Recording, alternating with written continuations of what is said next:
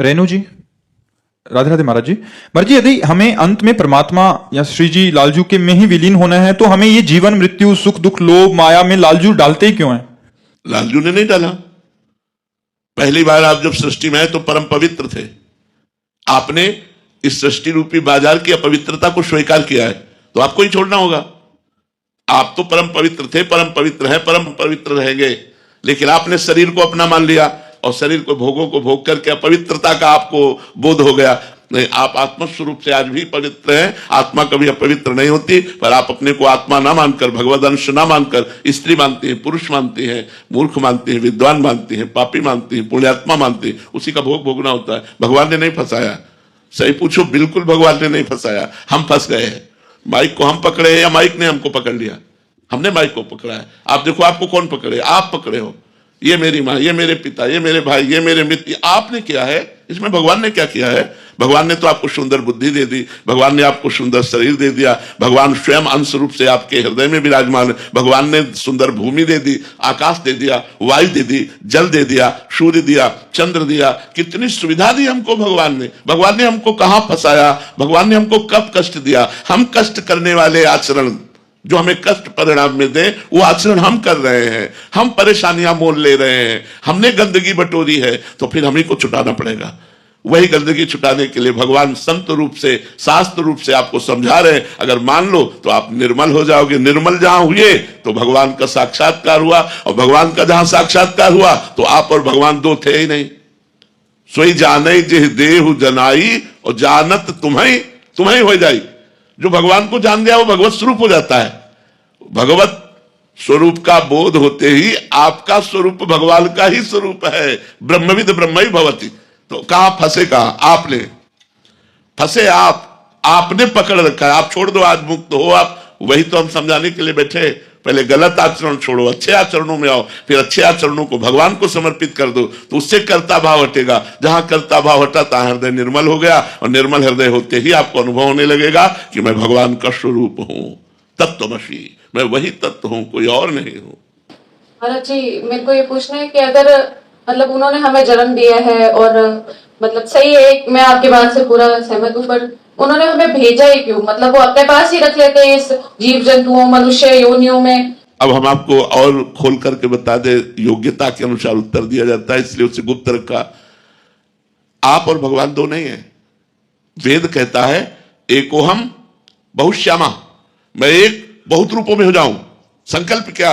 अपने आप में अपने आप से खेलने के लिए, अपने आप से अपने आप में खेलने के लिए। वो परमात्मा अपने आप का सृजन करता है और अपने आप का पालन करता है और अपने आप का संहार कर देता है। ये उसकी मौज, वही आप हो।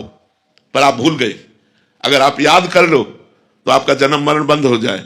आप अगर याद कर लो, स्मृति आ जाए कि मैं कौन हूं, तो अभी सारे दुखों से मुक्त होकर ब्रह्मानंद में मगन हो जाए। जो संत जन अखंडानंद, ब्रह्मानंद, ज्ञानानंद, प्रेमानंद, ये उसी भगवान के नाम है, और वही आप हो, और वही आपका स्वरूप है। आप अपने स्वरूप को भूल गए, आए थे खेलने और फंस गए इसमें। यही माया का चरित्र है कि हम अपने स्वरूप को भूलकर अपने को स्त्री पुरुष मान करके भगवान, आप और भगवान में इतना अंतर नहीं है। आप मतलब आत्मस्वरूप जो है, जिस दिन ज्ञान में आपने अपने को शरीर भाव से हटा लिया, उसी दिन आप देखोगे कि ब्रह्मविद ब्रह्म भवति, आप ब्रह्म स्वरूप हो। ये एक स्वप्न चल रहा था जो झूठा था। न कभी जन्म हुआ है, न कभी मरण होगा। आप हमें बताना, स्वप्न में देखा कि हमारे चाकू मारी जा रही, क्या उस समय आपको गलत लगता है कि ये झूठा है? ये ऐसा लगता है कि ये सही नहीं है? ये स्वप्न में देख रही हूं, मुझे चाकू नहीं लग रही, ऐसा तो नहीं लगता ना? और जब आंख खुली तो हंसी आ जाती है। यार कुछ नहीं था, कोई ना चाकू थी, ना कोई चाकू मारने वाला था, ना मरने वाला था, कोई नहीं था, केवल मैं थी। ऐसे ही जब ज्ञान हो जाएगा तो यहां न स्त्री है, न पुरुष है, न जड़ है, न चैतन्य है, न दुख है, न सुख है। एकमात्र वासुदेवा सर्वम, एकमात्र भगवान। अब ये वेदांति की बड़ी ऊंची बात है बच्चा, आपकी समझ में आवे, भगवान समझा दे तो। भगवान स्वयं फंसे हुए है। भगवान ने आपको नहीं फंसाया, स्वयं फंस गए। एक बार सुदामा जी ने भगवान से कहा कि यार तुम हमारे दोस्त हो और मायाधीश हो, यार मैं माया दिखाओ, माया कैसी होती है? भगवान से कहा तो भगवान ने कहा चलो समुद्र स्नान करने चलते हैं। द्वारिका में समुद्र है ना, बोले आओ समुद्र स्नान करने चलते हैं। ध्यान से सुना, तो भगवान ऐसे, और सुदामा जी सामने बोले चलो गिन के डुबकी मारते हैं, 10-10 डुबकी मारते हैं। सुदामा जी ने जे ही डुबकी मारी तो सुदामा जी ने देखा कि मैं एक देश में पहुंच गया, और उस देश में जे भी गए तो लोग उनका पूजन करने लगे कि ये सुदामा जी हैं, भगवान के मित्र हैं। वहां का राजा भी पूजन करने लगा। राजा ने कहा हमारी बेटी ब्याह योग्य है राजकुमारी, अब तो इनके साथ अब ब्याह कर देते हैं। सुदामा जी का जबरदस्ती राजकुमारी के साथ ब्याह हो गया। अब 10-5 लड़के बच्चे हो गए। अब वहां की प्रथा थी, जैसे भारत में पहले प्रथा थी कि अगर पति मर जाए तो पत्नी को सती होना पड़ता था, पूर्व में ऐसा। तो वहां की प्रथा थी जिस देश में सुदामा जी का ब्याह हुआ कि अगर पत्नी मर गई, पति को जबरदस्ती जला दिया जाता था पत्नी के साथ। अब उनकी पत्नी मर गई, अब उनको जबरदस्ती शव के साथ बांध दिया गया, और जे भी चिता में आग लगा दे हुआ बोले श्री कृष्ण त्राहिमाम, रक्षा करो। तो भगवान ने ऐसे पकड़ा और उठाया, बोले यार लंबी डुबकी मार दिए क्या?